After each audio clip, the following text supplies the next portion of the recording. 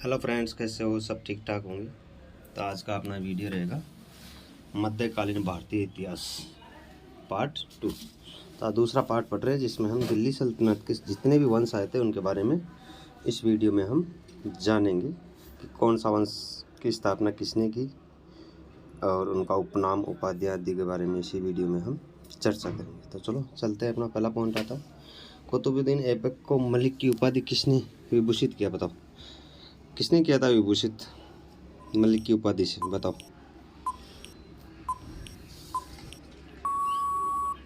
तो time out होता है। ये मोहम्मद गौरी ने मलिक की उपाधि से कुतुबुद्दीन ऐबक को विभूषित किया था, ध्यान रखना इसका। अगला आता है 2 नंबर अपना, हसन निजामी एवं फक्के मुदबिर विद्वान किसके दरबार रतन थे? बताओ।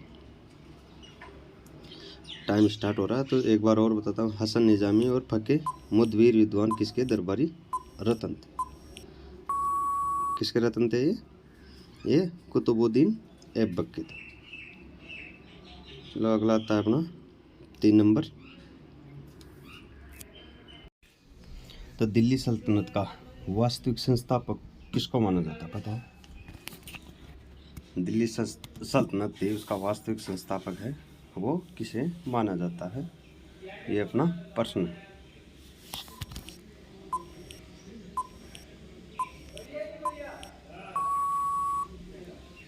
तो इसका उत्तर होगा अपना इल्तुतमिश को दिल्ली सल्तनत का वास्तविक संस्थापक माना जाता है। ध्यान रखना किसको? इल्तुतमिश को दिल्ली सल्तनत का वास्तविक संस्थापक माना जाता है। 4 नंबर है, दिल्ली सल्तनत पर कब्जा करने वाला, फिर से सुनना, दिल्ली सल्तनत पर कब्जा करने वाला पहला वंश कौन सा था? बताओ, कौन सा वंश था जिसने कब्जा किया था दिल्ली सल्तनत पर पूरी तरह से अपना जमावड़ा जमाया? तो इसका आंसर होगा गुलाम वंश। कौन सा वंश था? गुलाम वंश था। ठीक है दोस्तों, कौन सा वंश ने कब्जा किया था? गुलाम वंश ने। अगला प्रश्न आता है बड़ा 5 नंबर, कि लाख बख्श के नाम से किसको पुकारा जाता है? बहुत अच्छा प्रश्न है, ध्यान रखना।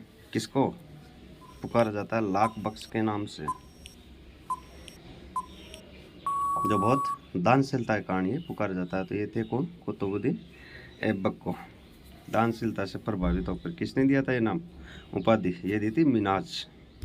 मिनाज नाम का व्यक्ति था, उसने उसे लाख बख्श के नाम से पुकारा था। आगे आता 6 नंबर, प्राचीन नालंदा विश्वविद्यालय का विध्वंस किसने किया था? अच्छा प्रश्न है, प्राचीन नालंदा विश्वविद्यालय का विध्वंस किसने किया था? कहाँ पड़ता है नालंदा विश्वविद्यालय? बिहार में, ठीक है, नालंदा डिस्ट्रिक्ट में। तो कुतुबुद्दीन ऐबक के कहने पर उनके सेना नायक बख्तियार खिलजी ने प्राचीन नालंदा विश्वविद्यालय को तोड़ दिया था, विध्वंस कर दिया था। ठीक है, ध्यान रखना क्या नाम था सेना नायक का? बख्तियार खिलजी। और किसके कहने पे? किसके शासनकाल में? कुतुबुद्दीन ऐबक के शासनकाल में। आगे चलते हैं। भारत में एकता प्रणाली की शुरुआत किसने की थी? बताओ, भारत में एकता प्रणाली की शुरुआत किसने की थी? तो ये इल्तुतमिश ने भारत में एकता प्रणाली की शुरुआत की। किसने की थी? इल्तुतमिश ने एकता प्रणाली की शुरुआत की थी। आगे आता है, रजिया बेगम को दिल्ली की गद्दी पे क्यों बिठाया? बताओ, क्या कारण था दिल्ली की गद्दी पे एक महिला को बिठाने का? तो इसका आंसर होगा अपना रुकनुद्दीन। क्या नाम था? रुकनुद्दीन फिरोज की अयोग्यता के कारण तुर्की के अमीरों ने रजिया बेगम को दिल्ली की गद्दी पे बिठाया। किसने बिठाया था? तुर्की के अमीरों ने। क्यों बिठाया था? क्योंकि रुकनुद्दीन फिरोज अयोग्य था उस गद्दी के लिए, इसलिए बेगम को, रजिया बेगम को उस गद्दी पे बिठाया। आगे आता है अपना पहली महिला सुल्तान कौन बनी? बताओ। ये तो बहुत बार पूछा भी गया है और आपको पता भी है, ये रजिया सुल्तानी थी। ठीक है, रजिया बेगम थी जो पहली महिला सुल्तान बनी थी। आगे आता है अपना 10 नंबर, गुलाम वंश को समाप्त कर कौन से वंश समाप्त हो गया यहाँ? गुलाम वंश और खिलजी वंश की स्थापना किसने की? बताओ। गुलाम वंश को समाप्त कर खिलजी वंश की स्थापना करने वाला कौन था? जलालुद्दीन खिलजी। खिलजी वंश की स्थापना जलालुद्दीन खिलजी ने की थी, याद रखना इसको। आगे आता है, जलालुद्दीन खिलजी की हत्या करके दिल्ली का सुल्तान कौन बना? बताओ। खिलजी वंश की स्थापना जलालुद्दीन ने की और उनकी हत्या करके दिल्ली के सुल्तान अलाउद्दीन खिलजी बना। ठीक है, कौन बना था? अलाउद्दीन खिलजी बना था, जलालुद्दीन खिलजी की हत्या करके। ठीक है, ध्यान रखना इस प्रश्न का। अच्छा प्रश्न है, आगे चलते हैं। पहला सुल्तान कौन था जिसने स्थायी सेना, स्थायी आर्मी का गठन किया और नगद वेतन देने की प्रथा प्रारंभ की? ठीक है, नगद वेतन देने की प्रथा प्रारंभ की और स्थायी सेना का गठन किया। तो कौन था? अलाउद्दीन खिलजी। ठीक है, ध्यान रखना कौन था? अलाउद्दीन खिलजी। 13 नंबर आता है, सिकंदर एसानी की उपाधि धारण करने वाला सुल्तान कौन था? बताओ क्या नाम था उस सुल्तान का जिसने सिकंदर एसानी की उपाधि धारण करता था? तो उसका नाम था अलाउद्दीन खिलजी। ठीक है, और अलाउद्दीन खिलजी ने क्या किया था?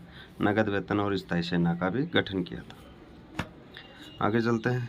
अलाउद्दीन खिलजी ने अपने शासनकाल में 2 नए कर कौन से लगाए? बताओ। 2 नए कर लगाए थे, उन करों के नाम बताओ कौन कौन से थे? एक आएगा अपना चराई, जो दूधारू पशुओं पर लगता था कर, और एक होता था घर और झोंपड़ी पर, जिसको क्या बोलते हैं? गड्डी।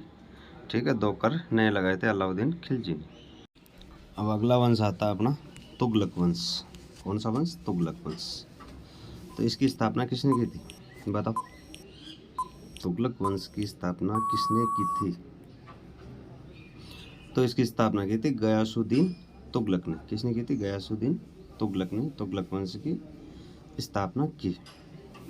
16 नंबर आता है, रोमन शैली में एक नवीन नगर। कौन सी शैली? रोमन शैली में एक नया नगर तुगलकाबाद किसने बसाया? बताओ। कौन सा शासक था वो जिसने तुगलकाबाद नगर का निर्माण करवाया या बसाया? ये था गयासुद्दीन तुगलक, जिसने रोमन शैली में तुगलकाबाद को बसाया। आगे चलते। गयासुद्दीन तुगलक की मृत्यु के पश्चात जोना खां दिल्ली के सिंहासन पर बैठे। ठीक है, और इतिहास में किस नाम से जाने जाते हैं? बताओ। गयासुद्दीन तुगलक की मृत्यु के बाद जोना खां दिल्ली के सिंहासन पर बैठ गए, और जोना खां को किस नाम से पुकारा जाता है? किस नाम से प्रसिद्ध है इतिहास में? वो बताओ। तो ये किस नाम से है? मोहम्मद बिन तुगलक के नाम से प्रसिद्ध हुआ। ठीक है, तो इनका मोहम्मद बिन तुगलक का वास्तविक नाम ध्यान रखना हमेशा, क्या नाम था? जोना खां था, क्योंकि इतिहास में बहुत कम नाम आता है जोना खां का। आगे चलते हैं। 18 नंबर, मध्यकाल का सबसे शिक्षित, विद्वान और योग्य शासक कौन था? बताओ। कौन था मध्यकाल का शिक्षित, विद्वान और योग्य, पर इतिहास में अपना स्थान नहीं बना पाए थे? बताओ कौन था? तो मोहम्मद बिन तुगलक मध्यकाल का सबसे शिक्षित, विद्वान और योग्य शासक था, परंतु अपने क्या सनक भरी योजनाओं के कारण इतिहास में अच्छा स्थान नहीं बना सका। क्यों नहीं बना सका? क्योंकि सनक भरी योजनाएं दिमाग में चलती थी, इसलिए। आगे चलते हैं। 19 नंबर, ब्राह्मणों पर जजिया कर लगाने वाला पहला मुसलमान शासक कौन था? बताओ। जो ब्राह्मणों पर जजिया कर लगाया था, ठीक है, उनका नाम क्या था? तो उनका नाम था फिरोज तुगलक। फिरोज तुगलक ने ब्राह्मणों पर जजिया कर लगाया था, और ये पहला मुसलमान था। पहले ब्राह्मणों पे कोई कर नहीं लगता था, जजिया कर। ठीक है, आगे चलते हैं। तुगलक वंश का अंतिम शासक कौन था? बताओ। तुगलक वंश का अंतिम शासक का नाम बताओ। तो इनका नाम था नसरुद्दीन मोहम्मद तुगलक। तुगलक वंश का अंतिम शासक था, और इसी के शासनकाल में किसने भारत पर आक्रमण किया था? तैमूरलंग ने। ठीक है, आगे चलते हैं। तुगलक वंश खत्म होने के बाद आता है अपना सैयद वंश। सैयद वंश की स्थापना किसके द्वारा की गई? बताओ। सैयद वंश की स्थापना किसके द्वारा की गई? तो ये तैमूरलंग के सेनापति कौन थे? खिज्र का। ध्यान रखना कौन था? खिज्र खान ने सैयद वंश की स्थापना की थी। इतना ध्यान रखना, किसने की थी? सैयद वंश की खिज्र खान ने। और सैयद वंश का अंतिम शासक सुल्तान कौन था? सैयद वंश का कौन था अंतिम सुल्तान?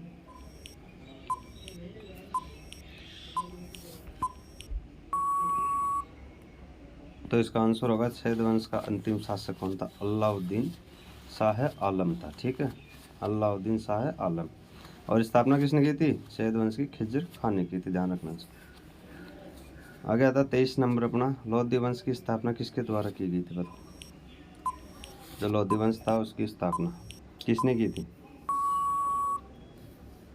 तो ये बहलोल लोदी के द्वारा की गई। किसके द्वारा? बहलोल लोदी के द्वारा लोदी वंश की स्थापना की गई। 24 नंबर आता है अपना, आगरा शहर का निर्माण किसने कराया और अपनी राजधानी स्थापित की? बताओ आगरा में किसने की थी? निर्माण भी कराया और अपने राजधानी भी आगरा में स्थानांतरण कर लिया था। तो ये थे सिकंदर लोदी था जिसने अपनी राजधानी को स्थानांतरित किया था और आगरा शहर का निर्माण भी करवाया। तो चलो अपना ये आखिरी क्वेश्चन आता है 25 नंबर। सिकंदर लोदी के पश्चात शासक कौन बना जो दिल्ली सल्तनत का आखिरी शासक था? बताओ लोदी वंश का अंतिम शासक कौन था? बताओ उसका। तो इसका उत्तर होगा अपना इब्राहिम लोदी। ठीक है, कौन था अंतिम शासक? इब्राहिम लोदी था। ठीक है, तो चलो वीडियो को यहीं ख़त्म करते हैं। जय हिंद, जय भारत, वंदे मातरम दोस्तों। मिलते हैं अगली वीडियो में।